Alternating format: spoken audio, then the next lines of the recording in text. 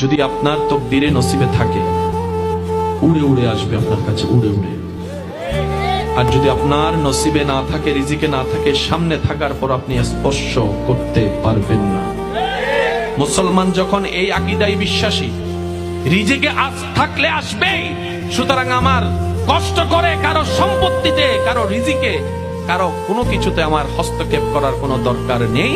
আমার আল্লাহ খুশি হয়ে আমাকে যা দিবে, আমি বান্দা হয়ে খুশি মনে সেটা আলহামদুলিল্লাহ বলে গ্রহণ করতে রাজি আছি। চিৎকার দিয়ে বলেন সুবহানাল্লাহ।